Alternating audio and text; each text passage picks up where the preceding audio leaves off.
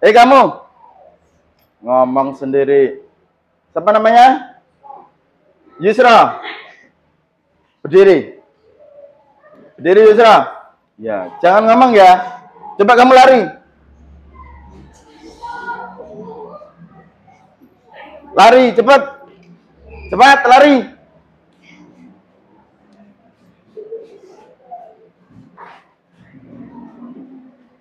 Stop.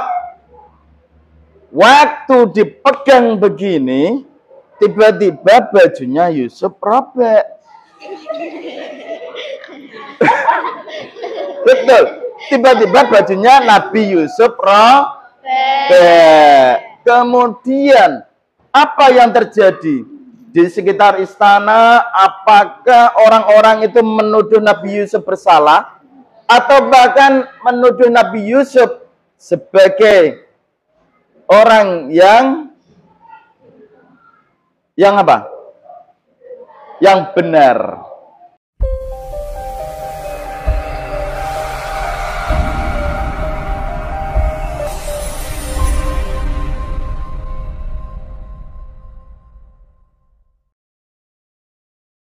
Oke, silakan duduk.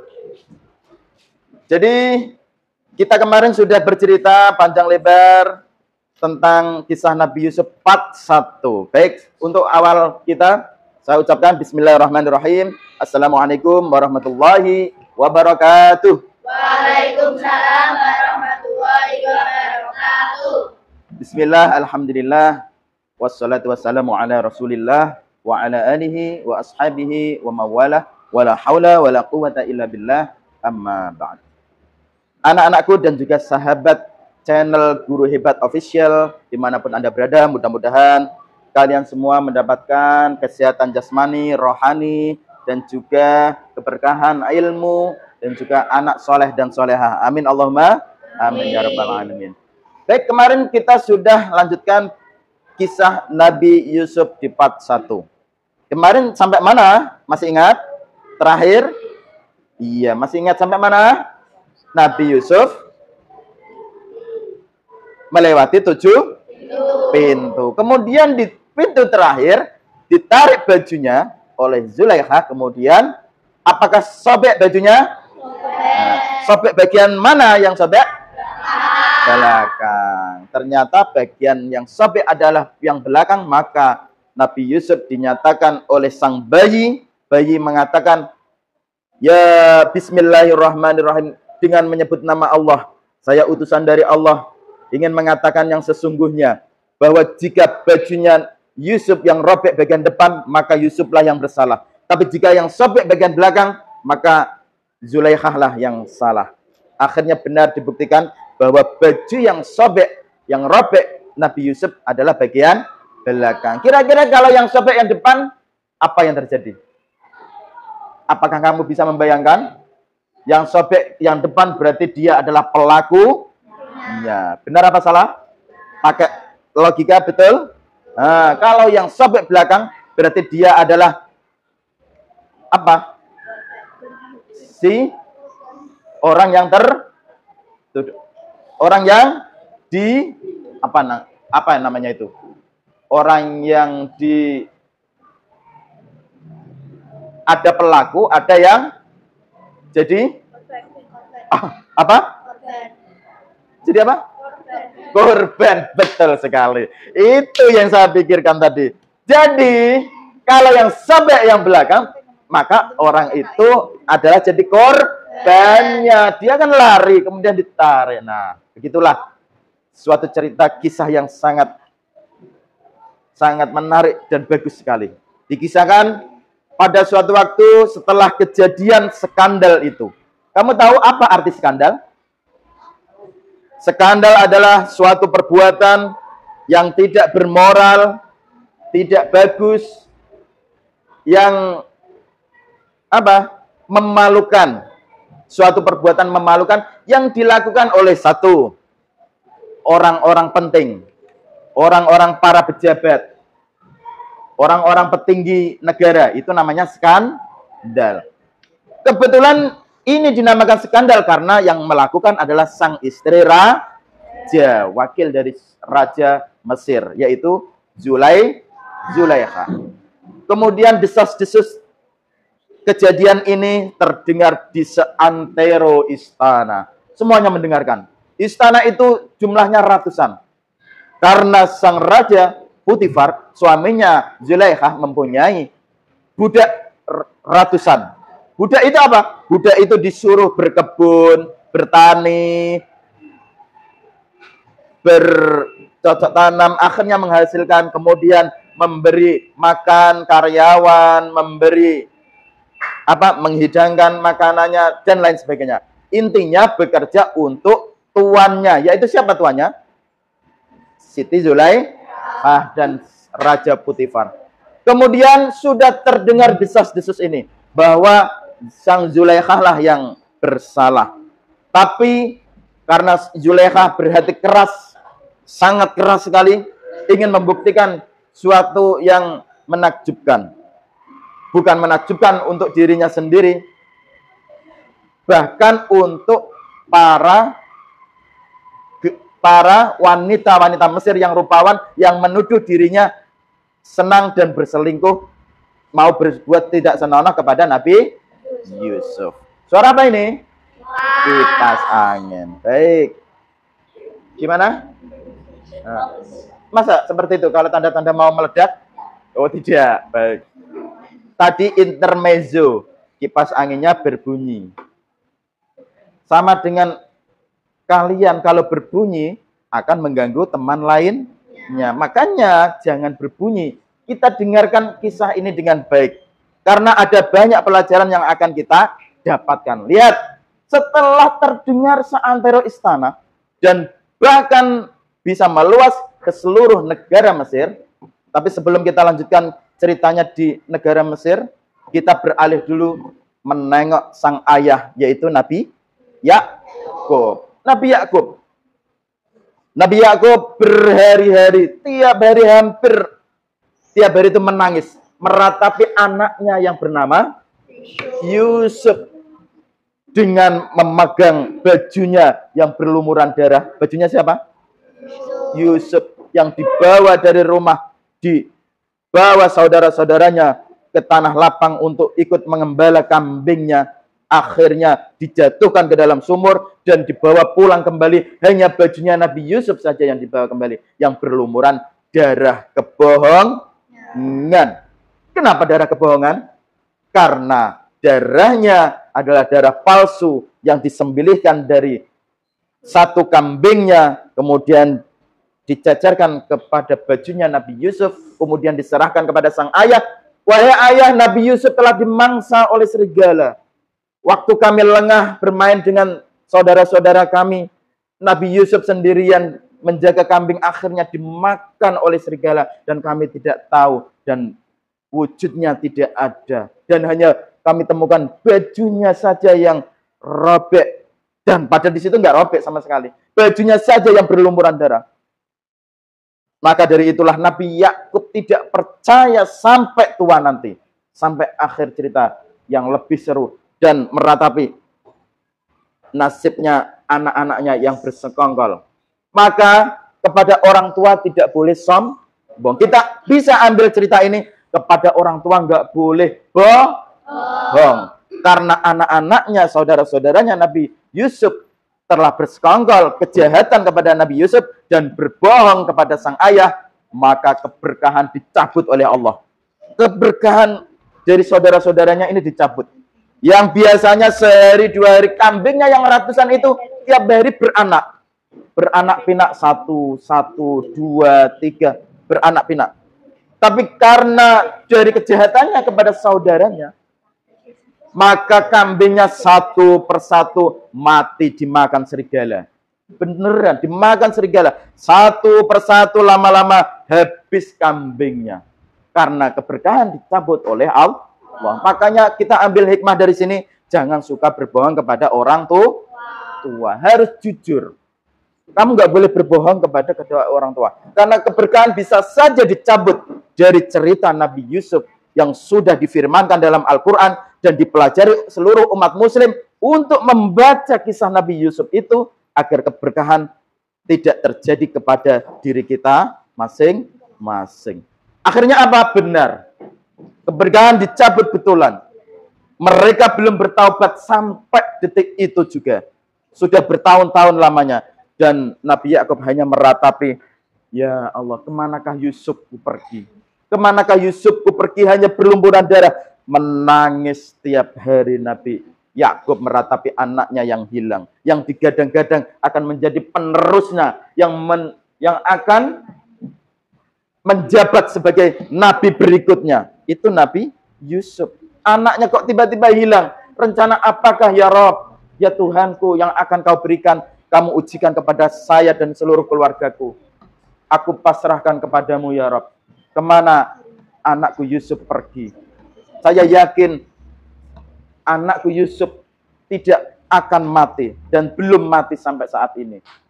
Karena aku yakin dari mimpinya akan terangkat sebagai seorang nabi yang akan meneruskan perjuanganku. Ngomongnya begitu sang ayah. Kemudian apa? Berhari-hari hidup saudaranya selalu dirasuki oleh suatu permusuhan. Satu demi satu pertengkaran kepada saudaranya. Jika ada kambingnya yang dimakan, 1, 2, 3 kambing dimakan serigala, maka bertempurlah satu antara lain, menyalahkan satu dengan yang lainnya. Karena kamu nggak menjaga dengan baik, karena kamu nggak mau menggiringnya dengan baik, padahal itu adalah sudah menjadi sunatullah, ketetapan Allah, bahwa siapa yang berbuat kejahatan dan tidak bertaubat, maka bencana akan turun terus sampai dia mau bertobat dan kembali kepada Allah. Akhirnya apa? Bertahun-tahun kejadian seperti ini. Dan meratapi terus Nabi Yakub atas kehilangan sang anaknya Yusuf. Kemudian kita kembali lagi menengok ke Mesir. Setelah peristiwa skandal itu, hari demi hari, minggu demi minggu, bulan demi bulan telah terlewati. Akhirnya desas-desis itu terdengar di seluruh seantero negara Mesir. Akhirnya apa? Karena demi harga dirinya, sang Zulaikha memanggil seluruh gadis, seluruh istri pembesar Mesir. Istri-istri yang rupawan itu dipanggil, diberi undangan, dijamu oleh sang Zulaikha, dijamu untuk hadir ke istananya. Untuk apa? Akhirnya diundang satu persatu. Untuk apa kira-kira? Siapa yang tahu? Kenapa kok mengundang para wanita Mesir yang telah menuduhnya bahwa dia mencintai sang budaknya sendiri? Mereka belum tahu ketampanan Nabi Yusuf. Wajah yang rupawan, bagaikan rembulan yang sangat indah. Kalau ibarat dunia ini setengahnya ketampanan itu diambil oleh Nabi Yusuf alaihissalam.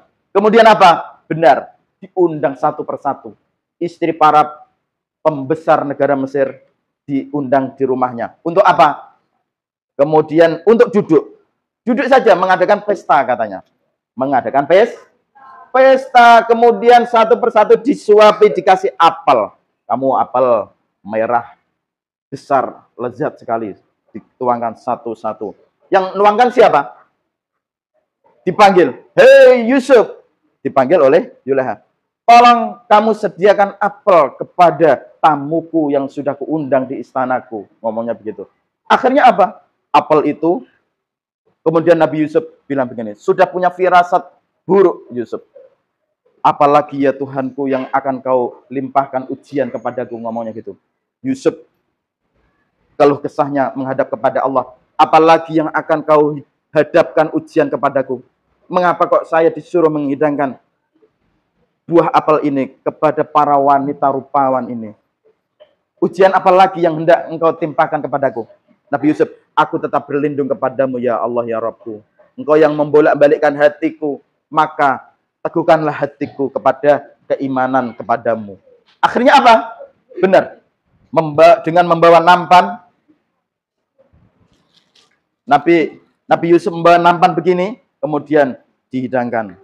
Ini apel. Tapi semua wanita ini disiapkan apel. Ini pisaunya. Ini pisaunya yang sangat tajam sekali pisaunya. Ini apel. Ini apel. Semuanya dikasih buah apel. Kemudian Nabi Yusuf berjalan dan semua wanita memandangi wajah Yusuf yang sangat rupawan. Akhirnya wanita-wanita Mesir itu mengupas apelnya satu persatu. Dia sambil ngawah melihat Nabi Yusuf ketampannya yang luar biasa rupawan. Akhirnya apa? Sambil ngawah seperti kamu melihat film yang sangat menarik sekali. Akhirnya apa? Tidak terasa. Nabi Yusuf hanya lewat saja. Tugasnya hanya lewat. Kemudian ditaruh apelnya, kemudian Nabi Yusuf pergi kembali ke kamarnya. Hanya lewat. Kemudian apa yang terjadi? Setelah itu Zulaiha sangat terkaget-kaget. Para wanita itu berbicara, inilah bak malaikat yang sedang berjalan di hadapanku. Bagaikan malaikat yang turun dari langit, indah sekali, luar biasa tampannya. Mereka terheran-heran yang berhari-hari enggak percaya kalau Nabi Yusuf itu sangat tampan. Kayak Zulfan yang sangat tampan dan rupawan. Dan Zofi juga. Akhirnya apa? Habis mengatakan seperti itu, wanita ini tidak terasa tiba-tiba tangannya berdarah. Satu demi satu berdarah. Tidak terasa ngupas apel sambil melihat Nabi Yusuf. Tangannya kiris tidak terasa. Saking luar biasa terkagum-kagum kepada Nabi Yusuf. Semuanya tergores. Kemudian dilepaskan apelnya. Terus jatuhlah pisaunya. Masing-masing semuanya berdarah tangannya. Karena melihat ketampanan Nabi Yusuf. Ini sudah tertulis dalam Al-Quran. Yang menceritakan adalah Allah langsung. Bukan cerita rakyat atau legenda.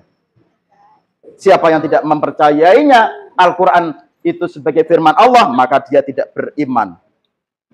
Tidak beriman kepada Allah berarti dia sudah tidak meyakini keimanan sebagai agama, sebagai orang Islam. Kalau nggak meyakini cerita itu berarti tidak Islam. Tidak iman. Berarti imannya sudah batal. Maka habis itu terkelupas. Masya Allah. Habis itu benar percaya. Kemudian dikasih tisu masing-masing para wanita ini. Dikasih tisu untuk membersihkan darah yang berceceran dari tangannya. Karena melihat sang. Kemudian apa? Istri raja datang. Suaminya Zulaiha datang. Terus sudah selesai acara itu? Sudah selesai acara itu? Cuma Zulaiha cuma bilang begini, ya sudah, acara hari ini sudah selesai. Begitu saja acara pesta pada saat ini. Karena tangannya sudah berdarah, nggak sempat dimakan apel itu, hanya mengupas, kemudian teriris tangannya, masing-masing kemudian pulang ke rumahnya sendiri satu demi satu. Apa pelajaran dari sini? Belum ada pelajaran. Ini adalah opininya sang Zulaiha kepada raja, ngomong begini, wahai suamiku, saya itu suka kepada seorang yang tidak salah, yang patut aku cintai, ngomongnya begitu kepada suaminya, yang patut aku cintai, karena memang Yusuf adalah pemuda yang rupawan, yang tampan dan cerdas dan cerdik. Akhirnya berubahlah wajah sang suami yang digitukan oleh Zulaiha. Kemudian wajahnya memerah, makin marah. Kemudian ditamparlah istrinya.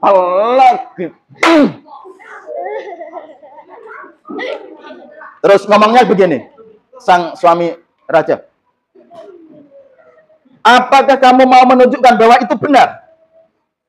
Istri yang sudah mencintai orang lain, apakah itu benar? Bilang gitu, dengarkan.